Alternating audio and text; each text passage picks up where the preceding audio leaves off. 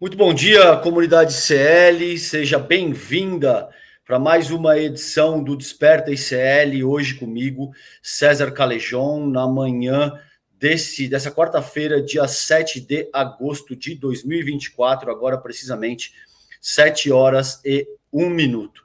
Gente, hoje eu tô tocando o programa aqui, o Leandro Demori, nosso querido Leandro Demori, teve um probleminha. Ele tem que resolver uma questão pessoal, não é nada grave. Ele pediu para que eu os tranquilizasse, dizendo que ele está bem, que está tudo certo, ele só precisa de algum tempo para resolver uma questão de ordem pessoal lá, de saúde, mas está tudo bem com o Demore. Então, um beijo, meu irmão, a gente te ama. Ele deve voltar, a gente ainda está organizando isso, mas ou no fim dessa semana ou no começo da semana que vem, mas só para tranquilizar vocês, tá tudo bem com o Demore, tá bom? Gente, então, muito bom dia, esse é o Desperta ICL de hoje, a gente está no ar, então, pelas redes do ICL, né, por YouTube do ICL, do próprio Eduardo Moreira, do Leandro Demori, pelas nossas redes afiliadas de TV, de rádio, levando o nosso conteúdo para todo mundo, por que não, né, dizer, para todo o planeta, literalmente. Gente, muito bem, vamos começar aqui, eu quero começar com vocês, tratando dessa questão aqui, que é Brasil nas Olimpíadas. Tá difícil falar de outra coisa nessa época de Olimpíadas, né, gente? Dado aí o nível da ansiedade que a gente tá tendo que lidar aí com os Jogos Olímpicos e o time Brasil. Então, esse é um texto do Globo Esporte, foi publicado ontem, 6 horas e 40 minutos da tarde. Brasil nas Olimpíadas 2024, veja os resultados dos jogos de ontem. Então, vou passar aqui brevemente com vocês para atualizá-los. Você que está me escutando agora, acabou de acordar, está preparando seu café da manhã, ou ainda está aí deitado na sua cama, tomando coragem para encarar a vida, ou já está no carro, a caminho do seu trabalho. Eu vou passar aqui um resumão do que é que aconteceu ontem, terça-feira, dia 6 de agosto. Então, em dia dominado pelos esportes coletivos, as mulheres brasileiras novamente se sobressaem com futebol na final e vôlei nas semis. Handebol foi eliminado pela Noruega, né? E assim como o basquete masculino. Aliás, assim, né, gente? As mulheres estão dando um show, literalmente. Que coisa impressionante o desempenho das mulheres nesses Jogos Olímpicos. Já queria parabenizar as mulheres, porque elas estão dando um show nessa edição dos Jogos Olímpicos. E a gente teve um governo anterior que ressaltava as mulheres como sendo frutos de fraquejadas, né? Então, tá aí únicas duas medalhas de ouro que o Brasil tem até agora, da Rebeca e da Bia. Parabéns para as mulheres, que bacana, que legal ver a atuação das mulheres e como elas estão representando o Brasil nessas edições dos Jogos Olímpicos. Então, diz o texto aqui da redação do Globo Esporte, as mulheres brasileiras seguem protagonizando grandes momentos nas Olimpíadas de Paris. No dia seguinte ao ouro incrível de Rebeca Andrade na final do solo, da ginástica e a prata de Tati Weston Webb no surf, o futebol e o vôlei femininos conquistaram ontem, na terça-feira, vitórias importantes rumo ao pódio. O futebol, aliás, já garantiu a prata, mas quer mais, é óbvio. Ontem teve um jogo eletrizante contra a Espanha, né? Na semifinal, a seleção atropelou a Espanha por 4-2, mas teve ali uma questão tensa no fim do jogo ali, a Espanha esboçar uma possível reação, toda uma marra das jogadoras da Espanha, e aí acabou por 4-2, né? Os gols de Paredes contra Gabi Portillo, Adriana e Caroline para o Brasil, e Paraluelo 2 vezes para as espanholas, né? na final. Agora a gente vai enfrentar os Estados Unidos, acontece no sábado, às 12 horas, na busca pelo ouro, que é inédito. O Brasil já tem 2 pratas, 2004 e 2008. O vôlei feminino de quadra também segue mostrando a sua força. No dia seguinte à eliminação do Brasil do masculino, que teve uma campanha bastante aquém daquilo que se espera do vôlei feminino no Brasil, as meninas entraram em quadra e venceram a República Dominicana por 3-0, por 25-22, 25-13 e 25-17. Um passeio, né? Um passeio, assim. Isso é um baile no vôlei feminino fortíssimo. A seleção está classificada, portanto, para as semifinais, sem perder nenhum set até agora. Tamanha a dominância aí da seleção feminina. E também enfrenta os Estados Unidos, né? Essa semifinal é na próxima quinta, amanhã, às 11 horas. Quem vencer vai brigar pelo ouro, tá? O handebol, por outro lado, deu adeus aos jogos, como eu disse para vocês. A seleção feminina perdeu para a Noruega nas quartas de final, perdeu por 32-15, está eliminada. Essa é a 7ª Olimpíada disputada pela seleção, que buscava essa medalha inédita. As norueguesas são fortíssimas, elas têm 7 medalhas olímpicas e enfrentam agora a Dinamarca na semifinal, mas as norueguesas são as favoritas para o ouro. Quem também perdeu para uma seleção que também é cotada para o ouro foi a seleção masculina do basquete, que enfrentou os Estados Unidos, e tem aí os grandes astros da NBA. A gente sabe que enfrentar figuras como LeBron, Stephen Curry, Kevin Durant, essas pessoas é bem difícil. Eles venceram por 35 pontos de diferença no placar. Alguns jogadores da seleção estadunidense fizeram falas bastante arrogantes, inclusive, dizendo que eles ganhariam por quase 40 pontos de diferença. Não foi! 35 pontos. Então, não chegou, a diferença não chegou aos 40 pontos, ficou aí em 35 pontos de diferença, 122-87 para os estadunidenses. O Brasil contrariou o prognóstico ao se classificar entre os 12 para Paris e ainda passar pela fase de grupos e se classificar para as quartas, né? No jogo de ontem, o Bruno Caboclo confirmou a grande fase que vive e marcou 30 pontos, então teve uma atuação bastante expressiva do Caboclo também.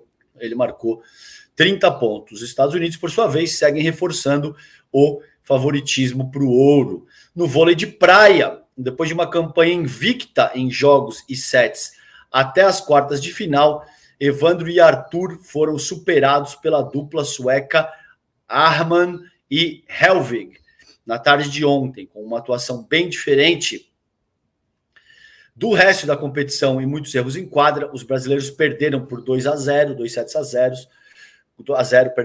com 17-21 e 16-21, e deram adeus aos jogos.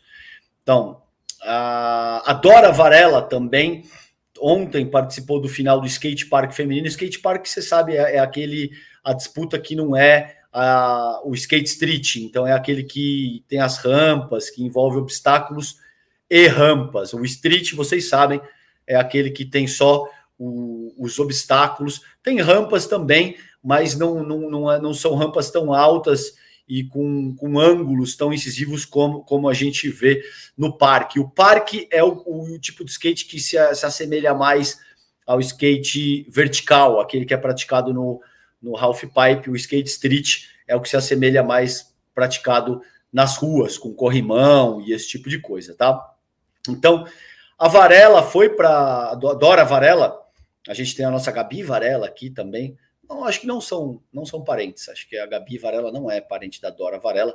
A Dora foi para a final do skate park feminino. Não teve medalha, mas com 23 anos, a Dora terminou em 4º lugar, depois de uma volta excelente que garantiu 89,14 pontos.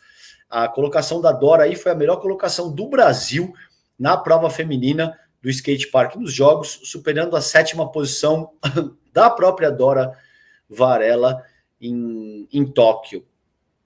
A Raíka Ventura e Isadora Pacheco também competiram, mas não chegaram à final, tá? Então, aqui nas demais modalidades, o atletismo, Luiz Maurício da Silva vai disputar, foi para a final do lançamento de dardo, o brasileiro avançou em 4º no grupo B da disputa, 6º geral, e ontem teve a marca de 85 metros e 91 centímetros. Ele já fez história ao quebrar o recorde sul-americano que pertencia a ele mesmo, de 85 metros. A final da prova é amanhã, nessa quinta-feira, às 3h25 da tarde, no horário de Brasília. Tá? Canoagem de velocidade, Isaquias Queiroz e Jack Godman estão nas semifinais da prova do C2 500 metros na canoagem de velocidade. Então, os brasileiros chegaram em primeiro na bateria das quartas, avançam os 3 primeiros dos 5 conjuntos participantes e vão brigar por uma medalha amanhã também, quando serão disputadas as finais. Antes, o Isaquias também volta a competir ainda hoje nas eliminatórias do C1, 1.000 metros. A gente vai dar uma olhada em seguida, vou dar uma olhada com vocês aqui na agenda de como é que está o dia para hoje, tá? O hipismo brasileiro ficou sem medalhas nos Jogos Olímpicos de Paris, na final disputada na manhã de ontem, no Palácio de Versalhes. Stefan Barca e Primavera terminaram em 5º lugar. Primavera, o cavalo, com 2 penalidades. Rodrigo Pessoa e Major Tom não completaram o percurso. Na vela, 2 duplas brasileiras de vela se classificaram para o Medal Race, tá? Henrique Haddad e Isabel Swan chegaram à regata decisiva na classe 470, Ding misto, enquanto João Siemsen e Marina Mariucci passaram na multicasco misto. Eles, contudo, não têm chance de medalha, mesmo com a Medal Race valendo o dobro de pontos. Então, esses são os destaques que a gente tem do que aconteceu ontem, na terça-feira. E aqui a gente tem a agenda do dia de hoje, do que vai acontecer nessa quarta-feira, tá? Gente, para quem está chegando agora, bom dia, 7h15, 14 minutos nesse momento, 7 de agosto, quarta-feira, hoje o Desperta ICL comigo, César Calejon. O Demore teve um pequeno probleminha que ele tem que resolver, ele está bem, ele pediu para avisar para vocês que está tudo bem com ele, ele deve voltar no fim dessa semana ou, muito provavelmente, no começo da semana que vem, tá? Nesse começo de programa, eu dei uma olhada aqui o que aconteceu na nossa campanha olímpica ontem, na terça-feira, dia 6, e agora eu vou dar uma revisada com vocês o que a gente tem previsto para essa quarta-feira, dia 7 de agosto. Muito bem. Diz o texto, então, aqui da CNN sobre a agenda olímpica de Paris para hoje, né? Então, hoje, quarta-feira, um dia recheado de emoções, provas, tem o time Brasil disputando medalhas. No revezamento misto da marcha atlética, o Caio Bonfim, isso já aconteceu, a gente vai ver em seguida, foi de madrugada, se eu não me engano, o Caio Bonfim e a Viviane Lira. Tem uma notícia aqui, ó, já do UOL. Brasil flerta com medalha, fica para trás e é 7º na marcha. Então já tem aí, isso aqui foi na madrugada, já aconteceu, e o Brasil ficou em 7º, não deu para o Brasil na final do revezamento misto na marcha atlética, com o Caio Bonfim e Viviane Lira. Isso foi 2h30 da manhã. Agora há pouquinho teve as classificatórias do salto em altura masculino com Fernando Ferreira. Também teve classificatórias do lançamento de dardo feminino com Jusilene de Lima. E aí, ainda no atletismo para hoje, tá, gente? A gente tem a semifinal dos 110 metros com barreiras masculino, com Eduardo de Deus e Rafael Pereira. A gente tem classificatórias às 2h15 da tarde, classificatórias do salto triplo masculino com Almir Júnior. Às 2h35 tem a semifinal dos 400 metros com barreiras masculino, com Alisson dos Santos, o Pio e o Matheus Lima. E às 3h02 da tarde tem semifinal dos 200 metros masculinos com o Renan Galina. Tá? Isso no atletismo. Na canoagem velocidade, isso também já foi 4h30 da manhã, as preliminares do K1 500 metros femininos, com a Ana Paula Vergutz. 5h40 as preliminares do K1 1000 metros masculinos, com o Wagner Souta. 6h40, agora há pouquinho isso, as preliminares do C1 1000 metros masculinos, com Isaías Queiroz e Matheus Nunes. 8h30, daqui a 1h13, a gente tem as quartas de final do K1 500 metros feminino. 9h10 da manhã, as quartas de final do K1 1000 metros masculino. E às 9h40, quartas de final do C1 1000 metros masculino. Na vela, começando daqui a exatos 6 minutos, a gente tem a 12ª, 13ª, 14ª e 15ª regata da Fórmula Kite com o Bruno Lobo. Em seguida, 9h43 da manhã, regata da medalha na Nacra com Marina Arndt e João Bulhões. E 10h43, regata da medalha na 470 com a Isabel Swan e Henrique Haddad. Tá? No skate park masculino, a partir das 7h30 da manhã, daqui a 12 minutos, tem as classificatórias com o Augusto Aquil, o Luigi Cini e o Pedro Barros.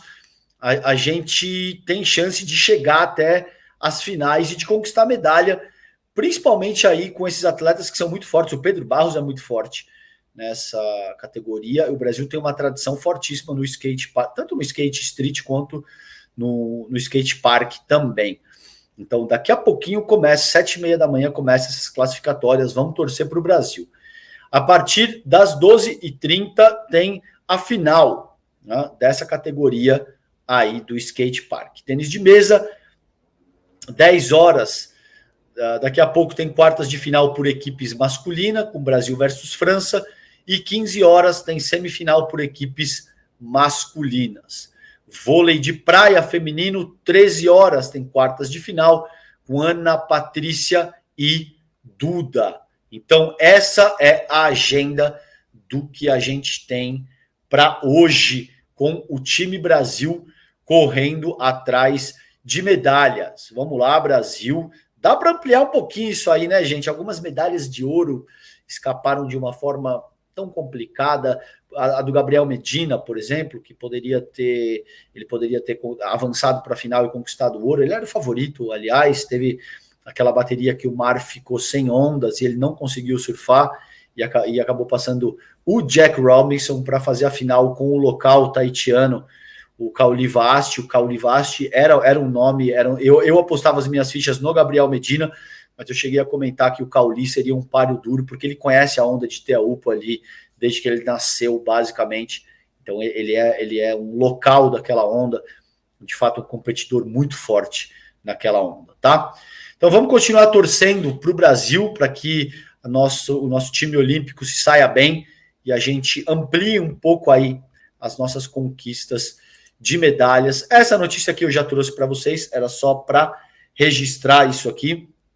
Então, o Brasil, o Caio Bonfim e a Viviane Lira tiveram dificuldades para se manter próximos à disputa por medalhas e terminaram em 7º lugar a prova de revezamento da marcha. É a primeira vez que essa prova é disputada em uma Olimpíada e o único teste internacional dela havia sido no Mundial em abril. Então, parabéns para os brasileiros também, que terminaram na 7ª colocação na marcha olímpica, tá?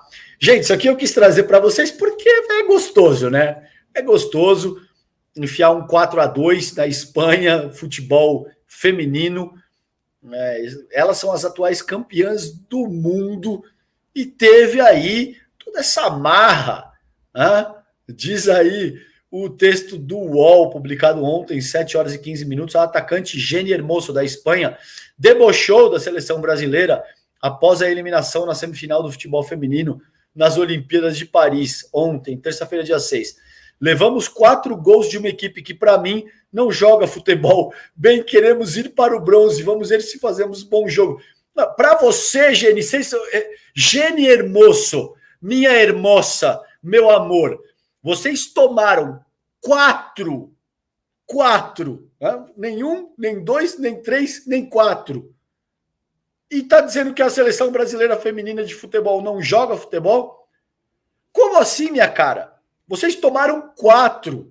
Então, assim, eu quis trazer isso para vocês, porque, assim, um beijo para a querida Jenny Hermoso, né, que diz que o Brasil não joga futebol. Imagina se jogasse, vocês tinham tomado de 12, Jenny. Tá bom? Se o Brasil não joga futebol e enfiou 4, você imagina se você jogasse, vocês tinham tomado de 15, tinha sido 20-2, ao invés de ser 4-2. Então, assim, passar bem, se for chorar, manda áudio e vai chorar no Brás, que é mais barato, tá bom, Jenny? Muito bem, gente. Então, vamos falar agora que a gente já tirou um barato aí da Jenny, vamos falar de um assunto sério, que também preocupa aqui. A Agência Brasil, Covid-19, a Organização Mundial da Saúde cita aumento de casos e queda alarmante na vacinação. Teve também 40 atletas dos Jogos Olímpicos que testaram positivo para a Covid. Vamos continuar atento com isso, não é brincadeira, principalmente no Brasil, né? Aqui é um dado da OMS mais amplo, mas principalmente no Brasil, os planos vacinais foram comprometidos de forma severa, muito por conta da atuação cretina do bolsonarismo no Brasil, que desacreditou as vacinas, teve toda aquela questão de atrelar a vacina à AIDS, de dizer que a vacina era um plano comunista da China para implementar chips nas pessoas. Então eu sempre faço esse apelo para vocês aqui no Desperta ICL, é um apelo de caráter sanitário, né, de utilidade pública. Conversem com os seus amigos. Eu tenho certeza que vocês têm conhecidos que são bolsonaristas, que são negacionistas. Procure conversar com essas pessoas com paciência para que elas se vacinem, para que elas vacinem os próprios filhos e para que elas compreendam a importância de não deixar, não negligenciar a vacinação, tá? Então, o OMS cita aumento de casos e queda alarmante na vacinação. Dados apontam um aumento substancial em 84 países para exames positivos, diz o texto da colega Paula Labouciller, repórter da Agência Brasil. Isso foi publicado ontem, tá? 17h35. A diretora técnica da preparação e prevenção de epidemias e pandemias da OMS, a Maria von Kerkhove, disse ontem, terça-feira, que a Covid-19 segue bastante presente entre nós e que o vírus circula atualmente em todos os países. Segundo ela, dados de sistemas de vigilância em 84 países apontam para um aumento substancial na detecção de testes positivos para a doença.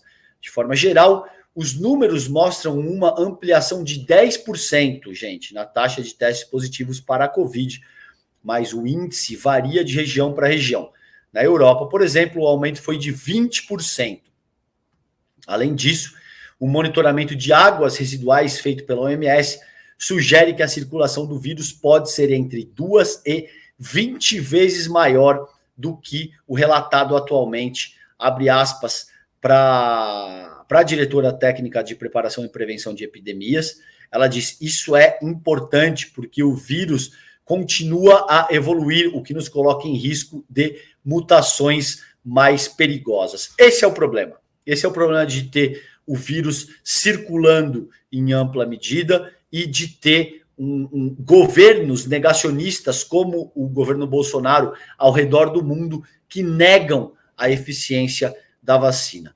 Então, você imagina a frustração, por exemplo, eu tenho amigos que são infectologistas ou microbiólogos, gente que passa uma vida inteira, gente, estudando infectologia, microbiologia, biologia, trabalhando com planos vacinais, a vida inteira. O cara estuda 15, 20, 30, 40 anos.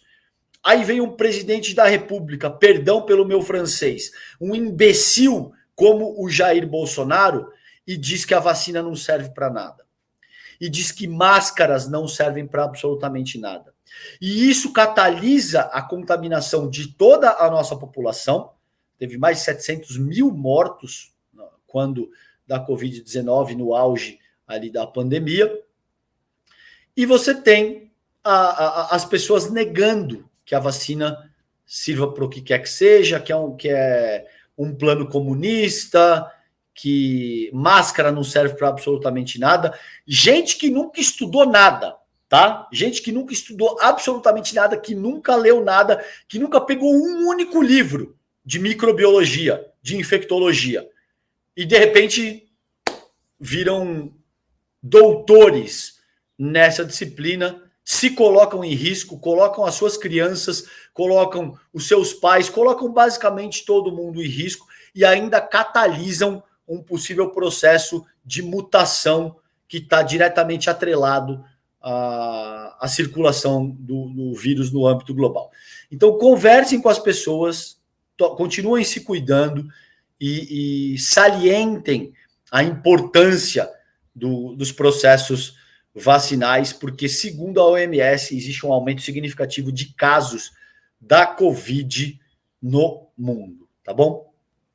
Gente, vamos para o site da iclnoticias.com.br. Vocês já sabem, eu sempre digo isso para vocês aqui no Desperta. Quer se manter bem informado, muitas vezes com informação de qualidade, confiável, e muitas vezes que antecipa o que alguns dos maiores sites da nossa mídia corporativa trazem todos os dias. Acesse todas as manhãs, iclnoticias.com.br. O nosso time de craques, comandado pelo nosso querido Chico Alves, tá demais. Tem sempre notícias, muitas vezes antecipando o que vocês vão encontrar na mídia corporativa e com aquela coragem e competência que você só encontra no time do ICL, porque a gente sabe a mídia corporativa muitas vezes está alinhada com interesses que impede que alguns temas sejam abordados, tá? Então vamos lá, gente. No site do ICL Notícias, a gente tem, esse texto é de hoje, agora há pouquinho, 6h03 da manhã foi publicado. Escola diz que professores não podem manifestar opinião sobre modelo cívico-militar de Tarcísio. Colégios têm até o próximo dia 15 para promover uma consulta a alunos, pais e professores sobre a adesão. Ou seja, professor não pode falar, né? Então, esse texto da colega Isabela Palhares, via Folha Press, dá conta de que a direção da Escola Estadual Guiomar Rocha Rinaldi, na Zona Oeste aqui de São Paulo, enviou um comunicado aos professores para orientá-los a não expressar publicamente seu ponto de vista sobre o modelo cívico-militar do governo Tarcísio de Freitas. Então, isso já tem que dar conta, em ampla medida, para vocês, do porquê que o Tarcísio de Freitas e todo o bolsonarismo e toda a extrema-direita tem interesse em ampliar esse modelo cívico-militar nas escolas, né? O fato deles já se articularem dessa maneira, dizendo que os professores, que os docentes não podem se manifestar, já é um sinal muito claro do que eles pretendem com esse modelo cívico-militar. O documento afirma que os professores, abre aspas, sendo funcionários contratados pela Secretaria Estadual de Educação, devem apenas reproduzir as informações oficiais repassadas pela pasta. De novo, isso também é muito sintomático daquilo que prevê o método pedagógico, cívico e militar. Você não tem que pensar, você não tem que elaborar pensamento crítico de forma alguma, você precisa apenas reproduzir aquilo que te vai ser transmitido, como se você fosse ali um recipiente que está meramente constituído para receber a informação que te vai ser depositada. Né? Esse é o plano basicamente de todo o bolsonarismo, da própria direita liberal. Sejamos honestos, isso não é uma exclusividade do bolsonarismo em termos de proposição pedagógica. Não por acaso eles atacaram tanto o método Paulo Freire, as ideias do campo freiriano, que versam a respeito de uma educação libertadora, emancipatória, que utilize a própria experiência do sujeito para promover as suas organizações pedagógicas. Não é à toa que essa gente ataca o Paulo Freire de uma forma tão veemente. Tá? Então tá aí, quis trazer essa notícia para vocês, porque esse modelo cívico-militar está sendo implementado pelo Tarcísio de Freitas aqui em São Paulo e serve como modelo para o restante do país. É absolutamente assombroso, porque mistura um quê de militarismo, um quê de dogma religioso, um quê de tudo que não presta no Brasil e que deve ser combatido, porque, de fato, é muito complicado o que está se desenhando nesse sentido, tá?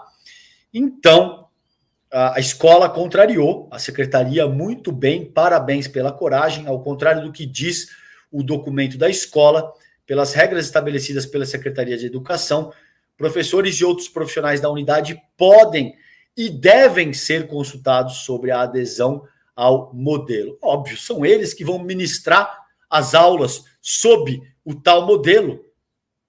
Então, como é que você pede que o cara que vai ser o responsável pela condução do conteúdo programático fique quieto e não se manifeste? Que loucura é essa? Muito bem.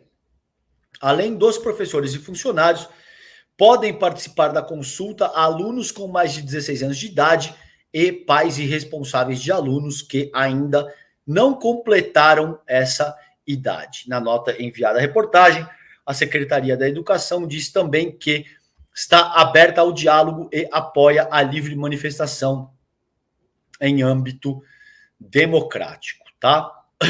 Gente, muito bem.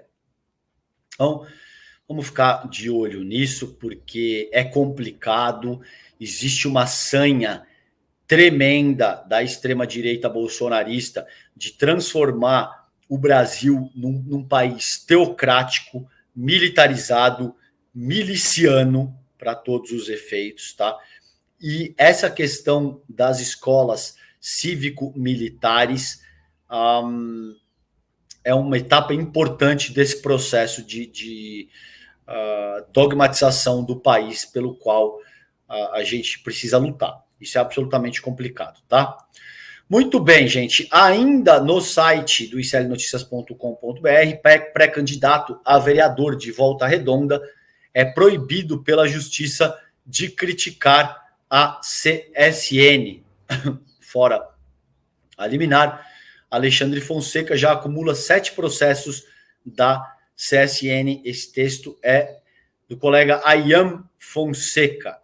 Então, o pré-candidato a vereador em Volta Redonda, Alexandre Fonseca, do PSOL, recebeu uma liminar da justiça que o proíbe de fazer postagem que contestam a atuação da Companhia Siderúrgica Nacional. O documento foi expedido pela 4ª Vara Civil da comarca de Volta Redonda. O pré-candidato é forte crítico das ações da Companhia Siderúrgica. Alega, porém, que todas as suas denúncias são embasadas em fatos.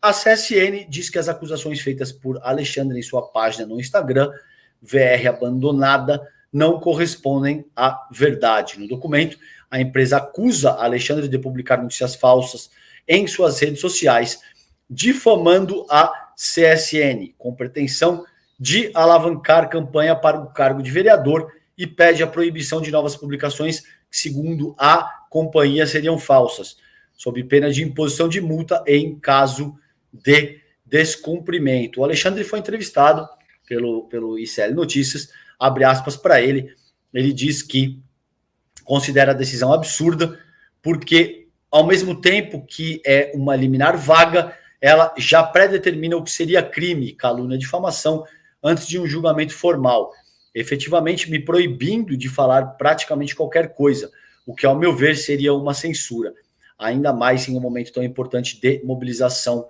social, tá?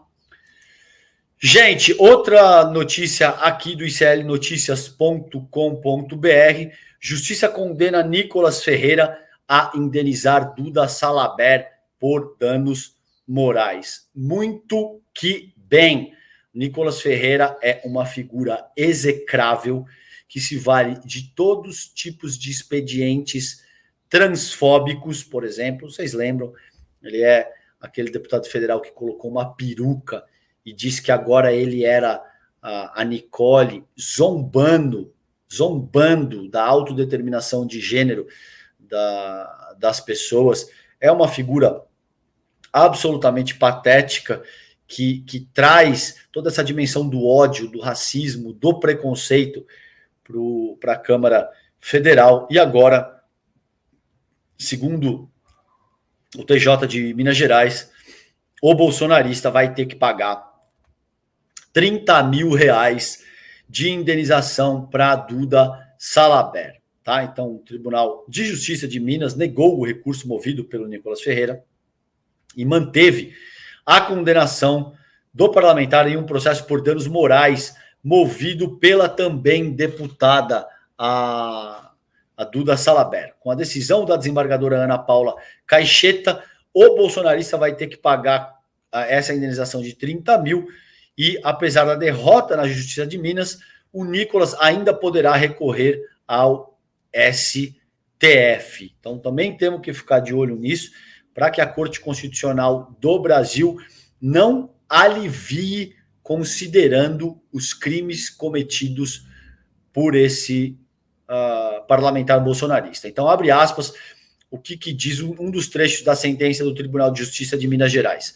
Apesar de os direitos à liberdade de expressão e de manifestação do pensamento serem garantias constitucionais, no artigo 5º, né, que versa sobre os direitos fundamentais dos brasileiros, sabe-se que não são eles absolutos. Nenhum direito é absoluto, tá, gente? A não ser o direito à vida, por exemplo. E aí existe uma série de coisas que eu não vou descer no detalhe aqui, mas que também devem ser considerados. Devendo ser compatibilizados com outros de igual hierarquia, tá aí. Essa é a questão. Honestamente, eu não tinha lido, mas é precisamente esse o ponto. Como a inviolabilidade da vida privada, honra e imagem das pessoas.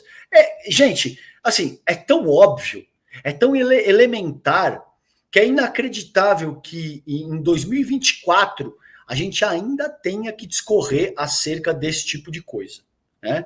Porque tem que explicar para os bolsonaristas, muitas vezes para os próprios liberais, que assim, direito à liberdade de expressão não significa que você possa cometer crimes. É simples assim. Não é tão difícil. Você não pode dizer, olha só, eu acordei hoje, eu vou pegar o meu carro e eu vou passar no sinal vermelho e eu vou atropelar quem estiver atravessando na faixa, porque eu entendo que a minha liberdade de expressão, eu quero me expressar dessa maneira. Eu quero sair na rua e ofender alguém, quero xingar alguém, quero dar um tapa na cara de alguém, porque, de fato, eu entendo que eu tenho a liberdade de me expressar dessa maneira. Não. A gente mora numa república, né, que tem um ordenamento jurídico. O objetivo central do nosso ordenamento jurídico e do direito para todos os efeitos é pacificar a sociedade. Né? Então, vivendo numa república, você não tem a prerrogativa de sair na rua e dar um tapa na cara de alguém. E se você fizer isso, você vai responder na medida da lei. Tá aí o Nicolas Ferreira respondendo na medida da lei por não saber respeitar a determinação de gênero da Duda Salabert. Muito que bem, tá, Nicolas? Então vai preparando o seu bolso aí para desembolsar esses trintinha para a Duda Salabert. Gente, ainda no site do iclnoticias.com.br, esses são os destaques que eu acabei de salientar para vocês. Tem o nosso time de craques, colunistas, que você não encontra em outro lugar. Margarete Signorelli aqui, com Estar no Presente, os textos da Ju Dalpiva, que sempre trazem bombas através das apurações da Ju, principalmente no que diz respeito à família Bolsonaro. O Valdemar Figueiredo aqui falando dessa questão aí do coach messiânico na cobertura da Torre de Babel, questão do Pablo Marcel, uma figura extremamente complicada também, que fica se valendo desse tipo de expediente, criando pânico moral para fazer política da forma mais rasa e cretina possível, e todos os outros destaques aqui do iclnoticias.com.br, tá bom? Gente, vamos lá. Esse é um tema absurdamente complexo e sensível. O Demore vem trabalhando isso com vocês ao longo das duas últimas semanas, que é a questão na Venezuela, as eleições da Venezuela, tá? Eu vou começar, só que tem uma análise da CNN que eu trouxe isso aqui para mostrar para vocês onde está o nível do debate público no que diz respeito à Venezuela. Tá? Diz a análise do Lorival Santana: da forma que Lula está agindo, nada vai mudar na Venezuela. Eu vou repetir, é isso mesmo que vocês ouviram. A análise do Lorival Santana começa dizendo que da forma que o Lula está agindo, nada vai mudar na Venezuela. Ou seja, segundo boa parte, e por que eu estou trazendo isso? Porque essa não é uma questão, não é uma perspectiva restrita ao senhor Lorival Santana ou à CNN, é um esforço gigante da nossa mídia corporativa de comprometer a imagem do Lula, considerando a crise que acontece na Venezuela. Tá? Então, não por acaso, isso aconteceu no programa do William Vac. O William Vac, vocês lembram dele, né? Vocês lembram quem que é o William Vac? Aquele jornalista que foi flagrado na Rede Globo fazendo uma fala racista. Isso não sou eu que estou dizendo, não é o ICL que está dizendo, é público e notório. O William Vac foi flagrado fazendo aquela fala racista. Então, para todos os efeitos, eu não estou salientando aqui a importância do Lorival Santana ou sequer do William Vac. Eu trago essa análise porque ela é um sintoma de como a mídia corporativa hegemônica brasileira está tratando esse tema, tá?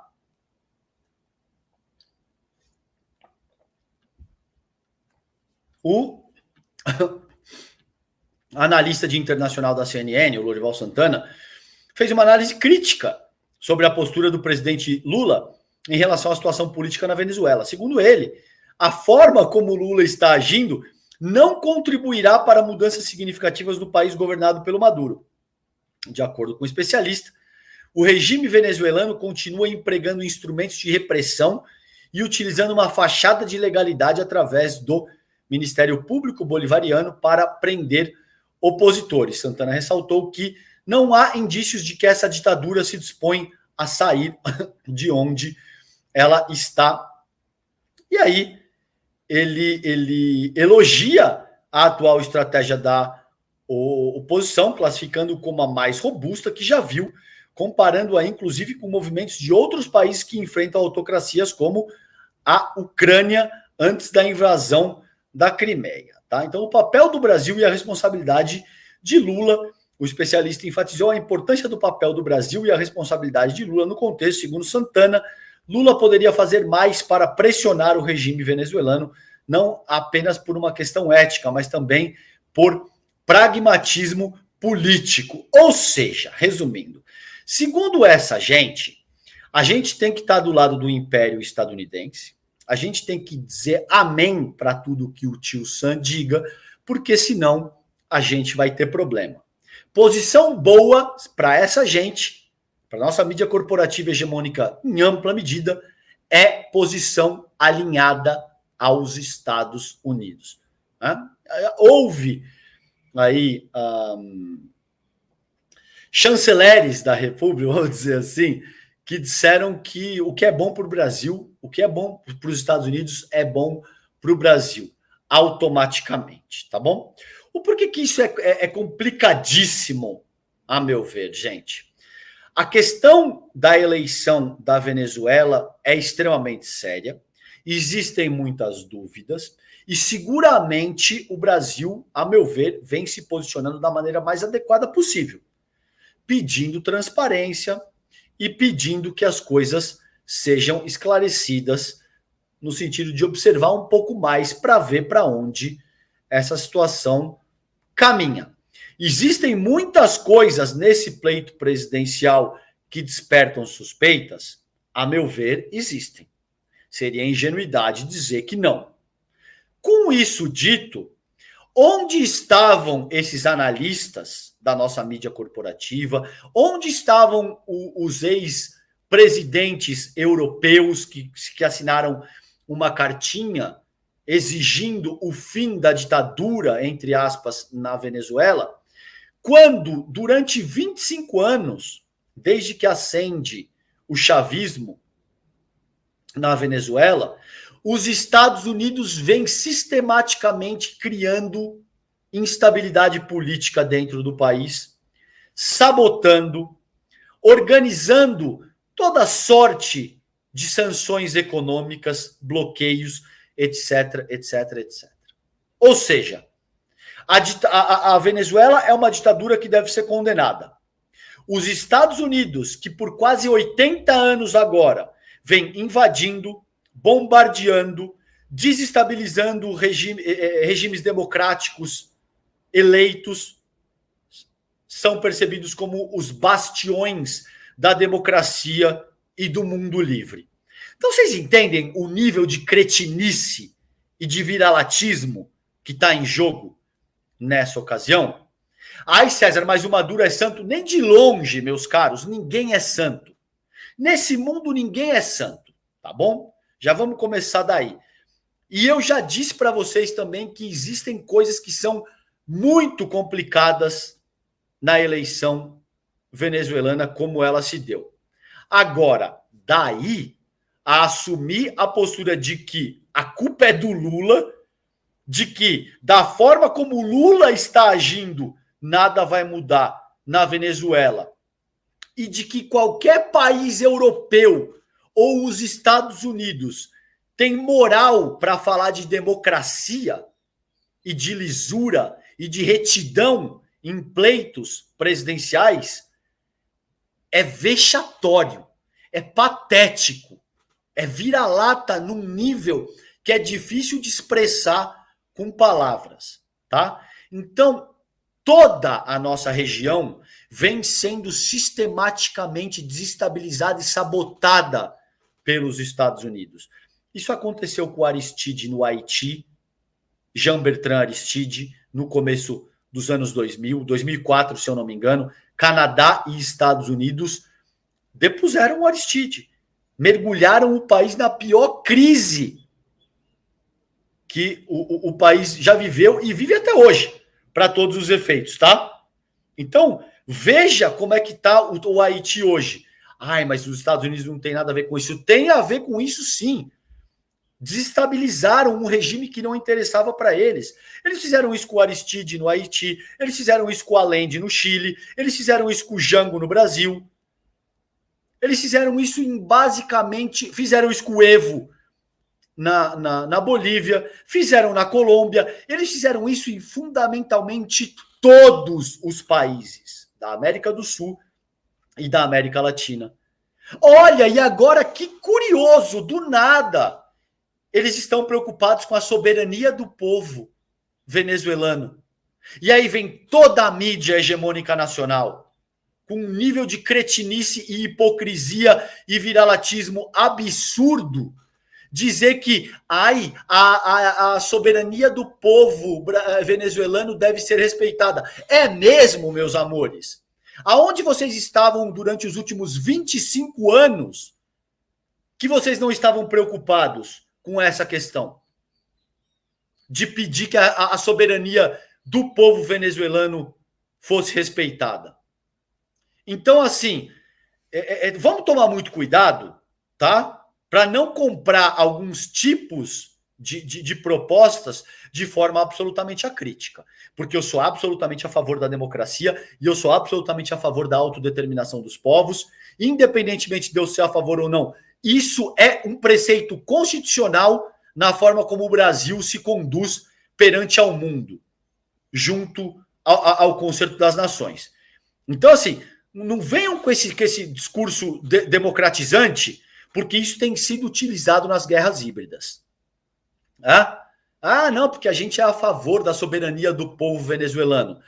Muito bem, só que você está 25 anos atrasado.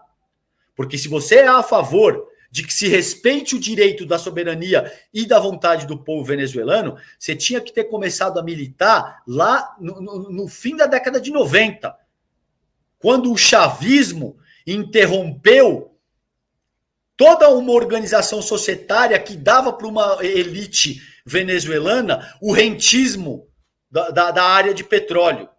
E que tinha, ainda tem, grandes empresas do capital estadunidense metidas nessa questão. E o chavismo rompe com isso. E o que acontece nos 10 anos seguintes é mais ou menos o que o governo progressista do Partido dos Trabalhadores fez no Brasil. Reduziu a fome, reduziu as desigualdades sociais, tudo isso é dado organizado, reduziu a questão do analfabetismo, tudo isso é dado da FAO, né, da Organização Food and Agriculture Organization, não sei qual que é a tradução literal para isso, por isso que eu estou falando em inglês, da ONU, da Unesco, não sou eu que acho, tá bom? Existem dados consolidados a despeito de como o chavismo reduziu as desigualdades na Venezuela de uma forma muito significativa. Agora, para fazer isso, tem que tirar da mão desses sanguessugas que controlam o grande capital em empresas estadunidenses. E aí você já viu. Aí mexeu com essa gente, é quase como que se mexesse diretamente com a mídia hegemônica e corporativa nacional. Então, assim, vamos muito devagar com essa história, porque está preocupado com a soberania do povo estadunidense, venezuelano, também tem sido utilizado para escamotear a questão no nível mais amplo, tá? Quem está preocupado com a soberania do voto popular está preocupado o tempo todo. Não está preocupado só quando alguns interesses estão em xeque e aí, portanto, passa a ressaltar esse tipo de discurso, tá bom? Então, esse é o meu posicionamento e seguramente isso vai dar um pano para manga gigante. Eu sei que tem muita gente que concorda, algumas pessoas, ou muita gente que discorda também. Vida que segue, a vida é isso. Esse é o meu posicionamento considerando essa questão da Venezuela, que seguramente a gente vai continuar acompanhando ao longo das próximas semanas, porque não existe caminho fácil. Podem acreditar em mim, não existe caminho fácil para essa questão da Venezuela, não existe fácil para a questão do Haiti, não existe caminho fácil para a questão do Iraque, do Afeganistão. Então, em todos os lugares onde os Estados Unidos levam democracia, entre aspas, eles conseguem piorar cenários que já eram bastante complexos e diversos, tá bom? Sigamos acompanhando a questão da Venezuela, mas sigamos acompanhando a questão da Venezuela com pensamento crítico isso é absolutamente importante, e não comprando discursos pasteurizados que servem para interesses de ocasião. Esse é o apelo que eu faço para a comunidade ICL, para que a gente tenha um olhar bastante inteligente e apurado sobre essa questão, tá? Gente, nos minutinhos finais aqui, eu quero chamar a atenção para dois temas que são absolutamente importantes. Tem aí um ex-hooligan que lidera o... Eu tenho resistência em tratar o que está acontecendo no Reino Unido como protestos de extrema-direita. Para mim, são atos de terror, tá bom? Então, tem aí esse ex-hooligan e islamofóbico Tommy Robinson, que é um agitador social de extrema-direita. O Keir Starmer, que é o primeiro-ministro, já disse que essas pessoas vão enfrentar as consequências na medida da lei, porque o que está acontecendo aí no Reino Unido não são protestos, não são manifestações, são ataques terroristas. As disposições semânticas importam, porque quando você chama algo de protesto ou de manifestação, de alguma forma você está legitimando o que essas pessoas estão fazendo. Não é o caso, são ataques terroristas, tá bom? E por fim, eu quero salientar para a questão dos Guarani Kaiowá, que tem esse texto do Intercept, é um absurdo completo o que está acontecendo. A gente vai falar disso e vai falar disso muito aqui no ICL. Infelizmente, vocês rarissimamente vão ver isso sendo trabalhado na mídia corporativa, né? Muitas vezes porque essa questão contraria os interesses dos grandes fazendeiros do agronegócio, que em ampla medida são as pessoas que pagam a conta da mídia corporativa, tá? Então, nesses minutinhos finais, eu quero salientar para vocês aqui essa questão dos Guarani Kaiowá. Depois dos tiros à fome, pelo menos 30 crianças Guarani Kaiowá estão sem comida após os ataques no Mato Grosso. Não vou ter tempo para trabalhar o texto na íntegra com vocês. Leiam o texto que foi publicado ontem pelo Intercept Brasil, texto do colega Leandro Barbosa, considerando o estado absurdamente inaceitável ao qual os Guarani Kaiowá estão sendo submetidos no Mato Grosso do Sul. É importante que vocês divulguem isso, deem publicidade para isso e cobrem o governo federal para adotar medidas mais duras e incisivas no sentido de garantir a integridade física do povo Guarani Kaiowá, tá? Então, tá aí, recomendo esse texto do Intercept Brasil, do Leandro Barbosa. Quero também, por fim, nesse minutinho final, salientar aqui o texto que está publicado no Globo, mas é da AFP, foi atualizado há 2 horas. Em 10 meses, guerra em Gaza tem milhares de mortos e impede luto digno de palestinos. Abre aspas. Me dói não ter enterrado meu filho, tá? Então você imagina que o genocídio israelense em Gaza já matou mais de 1,5% de toda a população da Palestina. Eu trouxe... Os números oficiais dão conta de 40 mil pessoas, mas tem um estudo que foi publicado na Lancet, se eu não me engano. Eu vou trazer isso amanhã.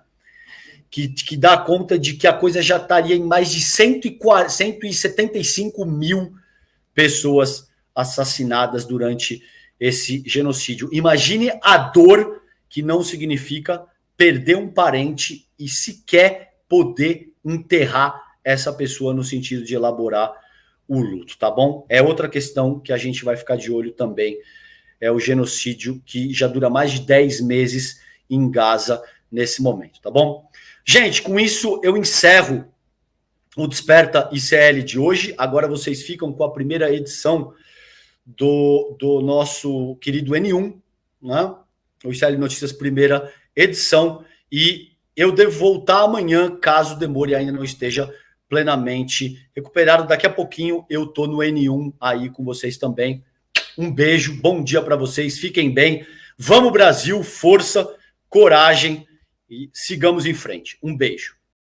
Entre a utopia e o inferno, essa é a situação de um país que desperta tantas paixões, amado por tantos, odiado por outros. Estamos falando de Cuba. No dia 13 de agosto, uma terça-feira, às 8 horas da noite, o ICL, Instituto Conhecimento Liberta, tem o prazer de lançar o seu primeiro documentário internacional. Uma superprodução. Vai para Cuba, Eduardo! Dos mesmos montadores de Lei da Selva e Tropa de Elite 2, do mesmo roteirista brasileiro que concorreu ao Oscar, um filme que vai ficar marcado para sempre na sua cabeça. Não perde não, é uma exibição única. Chame seus amigos e amigas para assistir também. Dia 13 de agosto a gente está junto.